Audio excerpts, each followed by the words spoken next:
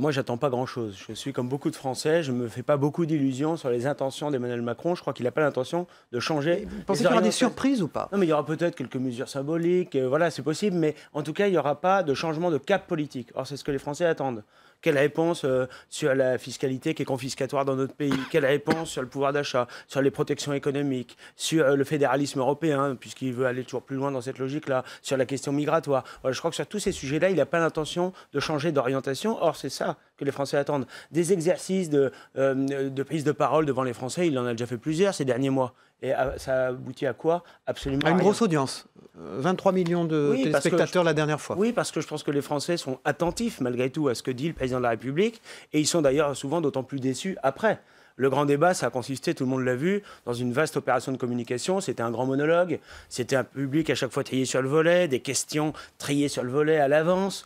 Finalement, une mise en scène d'Emmanuel Macron, beaucoup plus qu'une attention portée aux préoccupations des Français et avec à la clé des solutions. Alors, il doit quand même annoncer des mesures ce soir. En tout cas, il a dit qu'il annoncerait ses premières mesures. Quelles doivent être ces mesures pour vous? Pour moi, il faudrait des mesures à la fois pour réduire la fracture démocratique, réduire la fracture territoriale et réduire la fracture de pouvoir d'achat, la fracture sociale et fiscale. Mais précisément, comment rendre du pouvoir d'achat aux Français? Démocratique, ce sera évidemment la mesure du référendum d'initiative citoyenne. Il doit y avoir une vraie démocratie représentative, un mode de scrutin à la proportionnelle pour élire des députés et un vrai mécanisme de démocratie directe, référendum d'initiative citoyenne, qui permettrait d'adopter une loi que le gouvernement refuse d'adopter ou d'abroger une loi que le gouvernement aurait mis en œuvre et dont les Français ne veulent pas. Et puis, juste sur la proportionnelle, il envisage d'aller au-delà des 15% initialement prévus. On parle de 20-25%, ça vous irait? Le problème, c'est que ça reste des doses insuffisantes. On voit bien que l'idée derrière tout ça, c'est une dose de démocratie, quoi. Finalement, avoir une Assemblée nationale qui n'est pas représentative de la France, mais qui le sera un tout petit peu quand même. Non, c'est insuffisant. Donc pour vous, c'est quoi? Proportionnel intégral ou rien, proportionnel c'est ça? intégral ou proportionnel presque intégral, avec éventuellement une prime majoritaire qui permet de dégager une majorité en siège. Mais ça ne peut pas être une dose simplement de proportionnel de 10, 15 ou 20%. Donc le chiffre, pour vous? Moi, je pense qu'il faut la proportionnelle intégrale avec, par exemple, une prime majoritaire de 30%. Comment rendre du pouvoir d'achat aux Français? Parce que c'est ça qui est attendu quand même.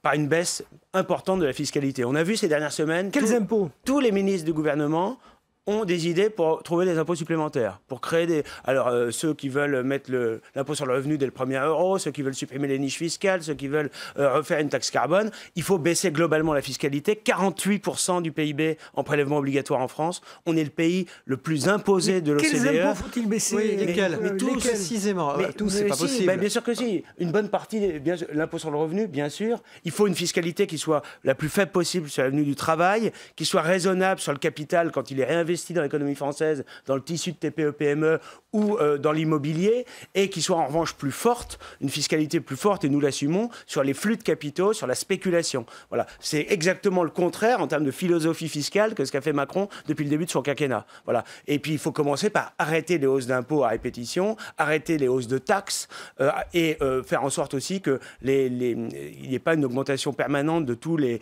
tarifs, notamment d'énergie. L'État doit intervenir dans ce domaine. L'État ne doit pas se désengager systématiquement de tout, laisser au privé des secteurs stratégiques. On le voit aujourd'hui aussi avec Aéroports de Paris. C'est-à-dire que l'État doit assumer ses missions, doit assumer ses missions régaliennes. Édouard Philippe va dans votre sens. Il parle d'exaspération fiscale. Il dit qu'il y aura des baisses d'impôts. Si c'est le cas, vous direz bravo. Non, mais s'ils ont dépensé 12 millions d'euros pour s'apercevoir que les Français veulent des baisses d'impôts, c'était pas la peine. Il suffisait juste de tendre un peu l'oreille. Donc maintenant, il faut des actes. Moi, je ne suis pas au gouvernement, je suis dans l'opposition. Donc je dis que le gouvernement doit de manière urgente baisser la fiscalité sur les classes populaires et sur les classes moyennes. Il y a plusieurs leviers possibles. Il y a la TVA, il y a l'impôt sur le revenu, il y a évidemment la fiscalité aussi des collectivités territoriales. Mais pour ça, il faut être capable... Par exemple, une plus grande progressivité de l'impôt sur le revenu. On parle d'une tranche supplémentaire à l'entrée de l'impôt, ça vous êtes pour? Oui, à la fois baisser le niveau des premières tranches en particulier, et puis une plus grande progressivité. Oui, ce serait évidemment une des pistes. Mais il faut globalement réussir à baisser la fiscalité, ce qui nécessite évidemment d'être capable de faire des économies. Pas sur la police, la justice ou l'hôpital, qui sont déjà à l'os. Alors sur quoi vous faites les économies? Eh bien, la politique de la ville, 100 milliards d'euros déversés en 30 ans, pour quel résultat? Le millefeuille territorial, l'enchevêtrement des compétences, les doublonnages partout, avec là aussi une inefficacité et un coût exorbitant pour le contribuable. La politique d'immigration, ça ne doit pas être un tabou.